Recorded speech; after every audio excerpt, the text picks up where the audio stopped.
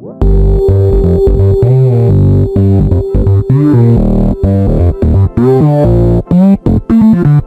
esta noche, mis amados, el tema, eso pica y se extiende. Es un tema que para muchas personas es bien controversial, pero es el tema que vamos a estar hablando, ¿verdad? Si se pierde o no se pierde la salvación, vamos a estar analizando unos textos bíblicos, pero todo esto surge a raíz de la apostasía que estamos viviendo en nuestros días. Y quisiera yo pues comenzar, ¿verdad?, con el pastor Julio Torres, que nos hable un poco sobre este concepto de la apostasía, y hay versos bíblicos que nos dan fundamento a todo esto, porque esto viene siendo el fundamento para entonces hablar sobre esos otros versículos. ¿Qué nos puede decir, pastor Julio? Bueno, realmente básica y llanamente todos sabemos que la apostasía es renegar de lo que es la fe, una fe externa que es visible, y volverse atrás, ¿verdad? Y realmente nosotros hoy, los tiempos que estamos viviendo son claramente tiempos en el que está pronto la venida de nuestro Señor. Se nota que ya estamos con lo que está ocurriendo, sobre todo en el mundo, pero en especial en la iglesia, donde normalmente se cuestiona lo que es la sana doctrina, la doctrina del Evangelio, ¿no? Y yo me quedo con una frase del pastor John MacArthur cuando él explica y dice que el principio de toda apostasía es el no considerar a la verdad como absoluta y digna de difundir.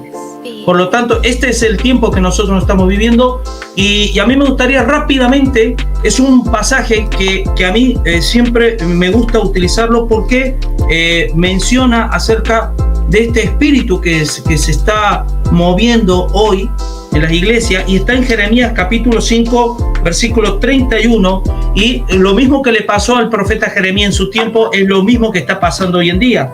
Y dice así: los profetas profetizaron mentira, y los sacerdotes dirigían por mano de ellos, y mi pueblo así lo quiso. ¿Qué pues haré cuando llegue el fin? Así que ese es el tiempo que estamos viviendo, donde los profetas profetizan según su concupiscencia, según su corazón.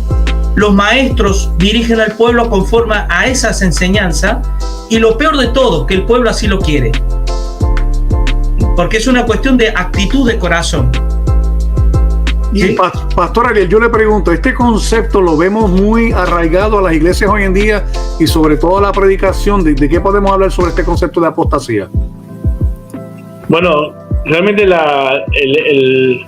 que se vive en las iglesias que creen que la salvación se pierde, vemos en la vida de las personas una vida llena de temor, ¿no? Y la verdad que la palabra de Dios dice que el perfecto amor es ya fuera del temor, ¿no? Ese amor, el de Dios, que nos abraza, que nos cuida, que nos preserva. Y yo quería comenzar con un texto que lo conocemos de memoria seguramente, 2 Corintios 5:17, ¿no?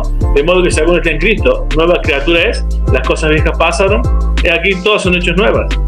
Y yo quería comentar sobre este texto algo muy puntual.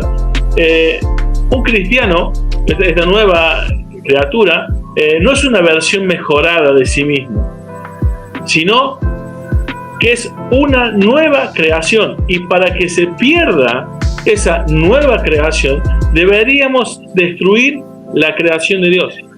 O sea que eso es imposible, ¿no? Entonces, pensando en este texto, realmente lleva una vida de temor y de fracaso y de inseguridad, la creencia de la apostasía, ¿no? Creo que todos en algún momento de nuestra vida, de la mayoría de nosotros, hemos vivido en un tiempo que nos alejamos un poco de las verdades de la palabra de Dios, o tuvimos esa duda de saber si es verdad, si no es verdad, hasta qué punto es verdad. Y imagínate sumarle a eso, que si dices que sientes eso, piensas eso, y te mueres en ese momento, vas al infierno, ¿no? Es tremendo vivir de esa manera, sin esa seguridad que nos da la palabra de Dios, ¿no? La palabra de Dios realmente es muy, para mí, y creo que el concepto bíblico lo tenemos claro, es aplastante. Juan 10:28 dice: y yo les doy vida eterna y jamás perecerán, nadie las arrebatará de mi mano, ¿no?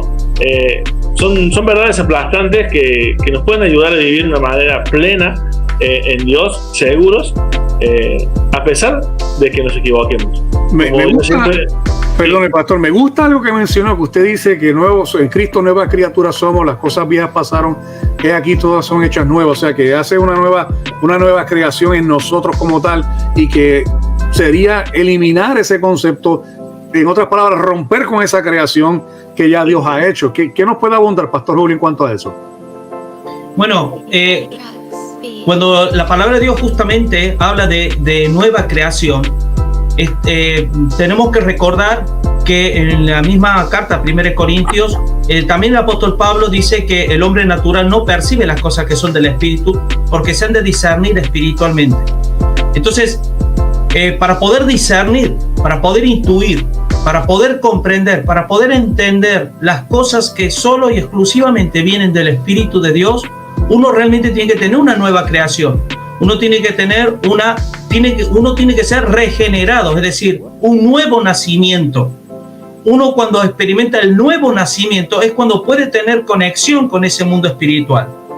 Es decir, cuando se cree falsamente, se cree que es por la fe del individuo que nos acercamos a Dios, estamos dando a entender que nosotros tenemos la cualidad o la capacidad de comprender las cosas espirituales, por eso asentimos a esa verdad que estamos oyendo.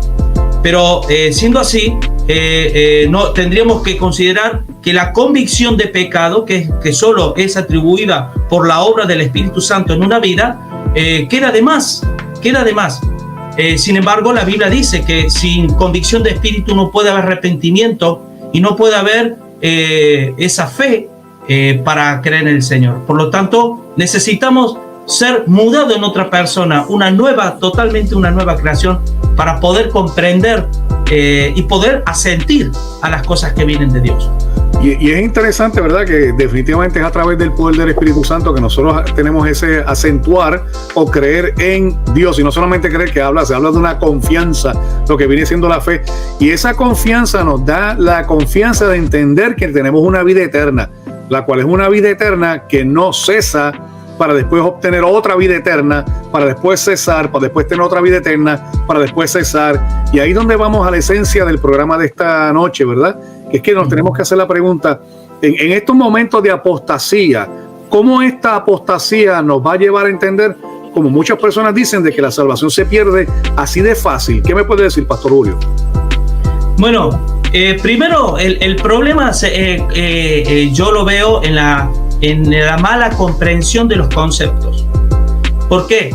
Porque para una persona que cree que la salvación es algo que es como una pelota que yo tengo en la mano y estoy así, que de repente se me cae y ya la perdí, aquella persona que piensa que la salvación se puede perder, considera que es algo que el hombre tiene que hacer constantemente a lo largo de toda su vida, en una aceptación a las demandas que Dios hace. Entonces, claro, estamos omitiendo muchas cosas, porque las demandas de Dios no se pueden cumplir. Dice la ley, el cumplimiento de la ley es el amor. Y cuando Jesús dijo, amarás a Dios con todo tu espíritu, con toda tu alma y con toda tu fuerza, el hombre natural no puede hacer eso. Entonces, cuando Dios demanda sus requerimientos para ser salvo, es porque Él otorga la capacitación, la capacidad para poderlo cumplir. Entonces, en Cristo, que Él es la ley encarnada, en Cristo nosotros ya cumplimos la ley y ya hay un descanso, porque hay una relación filial, no una relación judicial con Dios. El Dios ya no es mi juez, Dios es mi papá, en la cual en el día del juicio mi hermano mayor será mi abogado y mi papá será el juez. Por lo tanto, hay un descanso. Ahora, eso no significa que uno tenga que seguir luchando con el pecado y que tenga que seguir luchando con el viejo hombre. Pero esa lucha viene del vínculo perfecto, que es el amor, de un deseo ardiente en el corazón de no querer ser más como antes y querernos parecer más a Cristo. Y yo siempre digo que el cristiano tiene que vivir toda la vida con un espejo espiritual, mirando siempre sus miserias y recordándonos siempre que nuestra salvación es por un favor inmerecido que Dios nos dio, que se llama gracia. Y entonces, pastor, Pastor Ariel, si fue un regalo no merecido, podemos perder entonces esa salvación. Ese es el concepto que, como bien decía Julio, el pastor Julio, que a los hombres nos cuesta entender. Primero, que queremos estar siempre siendo autónomos de Dios y creer a Dios en nuestra imagen, ¿no? O sea, hacerlo como nosotros pensamos que Él debería ser. Y reunido Jesús con los discípulos en Mateo 19, creo que hay una clave fundamental allí para entender este concepto. El versículo 25 dice: sus discípulos, oyendo esto, se asombraron en gran manera, diciendo: ¿quién pues podrá ser salvo? ¿No? Escucha el concepto. Se puede perder, pero para poderse perder la tuviéramos que poder obtener, ¿no? Y dice: ¿quién podrá ser salvo? Y Jesús les dijo: para los hombres esto es imposible, mas para Dios todo es posible.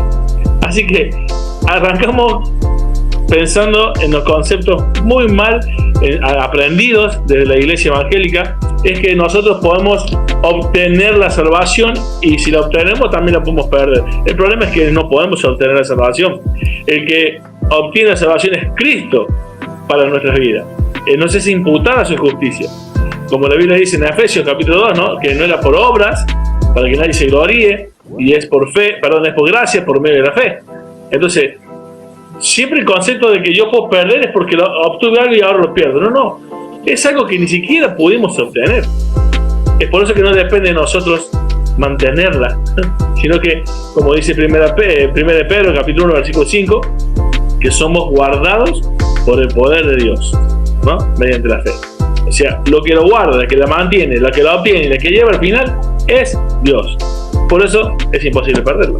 Amén. Y entonces yo le iba a preguntar, Pastor Julio, este concepto de apostasía puede ser que nos lleve a entender que sí, la fe se pierde, adiós, la salvación se pierde, pero ¿qué me pudiese mencionar en base a este pasaje? Que hay un pasaje bien importante que tenemos que discutir quizás en Mateo capítulo 19, verso 24. ¿Cómo me puede abundar en base a ese pasaje en el torno de lo que estamos hablando actualmente, Pastor? Mateo 19, 24 sí, o 24. No, 24. Ah, sí, Mateo 24. Mateo 24, sí. Que es, por ejemplo, Mateo 24, tenemos varios versículos en este pasaje, y uno de ellos es el versículo 13, ¿no? Que es muy utilizado por el arminianismo, ¿no? Que dice que más el que persevere hasta el fin, este será salvo. Y aquí hay una cuestión muy sencilla, pero muy sencilla. Aquí nadie cuestiona de que un cristiano no deba o deba perseverar hasta el final de los tiempos. Nadie duda que el cristiano deba perseverar. Aún más, la nota distintiva por excelencia de alguien que es realmente nacido del Espíritu es alguien que es eternamente hijo de Dios. Persevera hasta el final de los tiempos, porque si no, lo que recibió no es una salvación eterna, sino una salvación sin más. Entonces aquí la cuestión se trata cuando, por ejemplo, el quinto punto del Calvino, que es la perseverancia final del cristiano, lo que se cuestiona aquí es cuál es la fuente de poder que el cristiano necesita para poder todos los días de su vida perseverar. Entonces, nosotros, que a Dios sea la gloria y que a Dios le pertenecen los reinos y que pertenece, Él es el que creó el universo, Él es el que planeó la salvación, Él es el que mandó su Hijo para obtener dicha salvación y envió su Espíritu para aplicar la salvación a nuestras vidas. El hombre lo único que necesita es reconocer que no somos absolutamente nada. Si no es porque la gracia de Dios, ese favor inmerecido, hace posible que podamos obtener algo que no merecemos tener. Ya tienen así cualquier cosa que ustedes se puedan comunicar con ellos. Están disponibles para conferencias, están disponibles para predicaciones, invitaciones a través de todo el mundo. Así que usted póngase en contacto con los pastores y vamos a ver de qué manera Dios sigue obrando en la vida de cada uno de nosotros por las enseñanzas de ellos.